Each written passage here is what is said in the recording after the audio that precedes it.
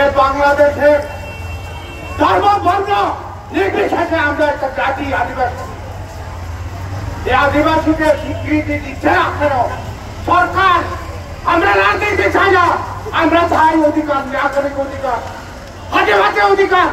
আমরা রাজনীতির জন্য আমরা এখানে নামি নাই। আমরা এই দেশের নাগরিক, এই দেশের আদিবাসী, এই দেশের আমরা পিতৃ সন্তান। আমাদের উপর এত জুলুম কেন?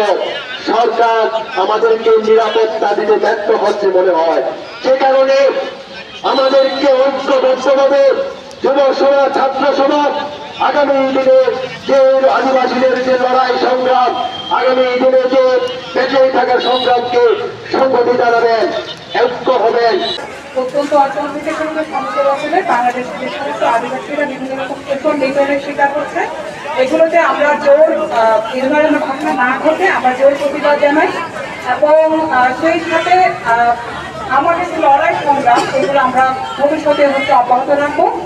এবং এর সাথে এটাও বলতে চাই, আমরা খুবই আশাবাদী, যদিও আমাদেরকে বিভিন্নভাবে বিচ্ছিন্নভাবে প্রমাণ করার চেষ্টা করা হচ্ছে, কখনো ক্ষুদ্র নৃগোষ্ঠী, কখনো বা উপজাতি, কিন্তু আমরা আদিবাসী হিসেবে আমাদের বাংলাদেশে আমাদের পরিচিতিকে অব্যাহত পরিচিতি পেতে চাই।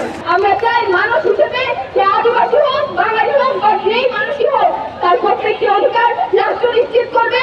তাকে শিক্ষার সুযোগ দিবে, তাকে শিক্ষার অধিকার দিবে, তার চিকিৎসার অধিকার দিবে, তাকে সাংবিধানিক অধিকার দিবে, তাকে আদিবাসী হিসেবে স্বীকৃতি দিতে হবে।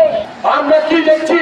পাহাড়িরা যে দীর্ঘদিন দাবি জানাচ্ছে, পাহাড়ে তারা নির্যাতিত এবং কোন পড়ার চাকমাকে তারা খুঁজে পাচ্ছে না, এরকম অনেক বোনকে তারা খুঁজে পাচ্ছে না, তাদের নির্যাতিত হচ্ছে সেটা আমরা জানি।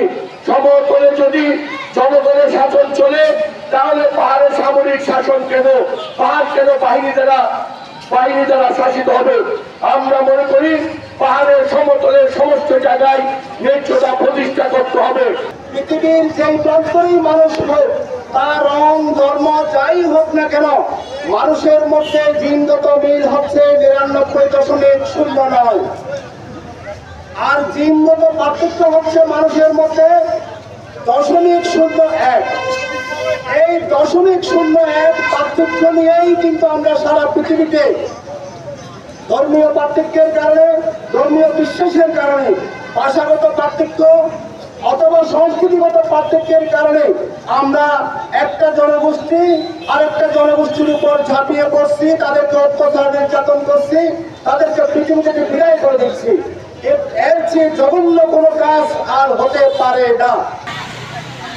এক নম্বর অঞ্চল প্রধান এলাকা, যেখানে বিশাল রোহিঙ্গা ক্যাম্প বসানো হয়েছে, সেখানে আগে থেকে যুগ যুগ ধরে বসবাস করে আসছে আদিবাসীরা। তাদেরকেও রোহিঙ্গারা অত্যাচার করছে যাতে তারা ওখান থেকে সরে আসে। এখন তারা সরে গিয়ে যাবে কোথায়? আমি সরকারের কাছে আহ্বান জানাবো, আদিবাসীরা আমাদের বাংলাদেশি নাগরিক, তাদের নাগরিকত্ব অধিকার দেওয়া দরকার। এক পাহাড়ি আদিবাসী নিজের জমিতে ধান পাহারা দেওয়ার সময় রাতের সন্ত্রাসের গুরুত্ব নিহত হয়, এগুলো আজও আমরা ওনার বিচার পাইনি। সেই সাথে গত মাসে মানে একজন যে চালক রাত দিন দুপুরে রাস্তা থেকে ভয় করা হলো, ওনাকে মুক্তিপণ্য দিয়ে আমরা উদ্ধার করে নিয়ে আসলাম। আজকে আমাদের এই নির্যাতনের জাতি গোষ্ঠী আজকে এখানে এসেছি, কারণ আমার দাবিগুলা সরকার তুলে দেওয়ার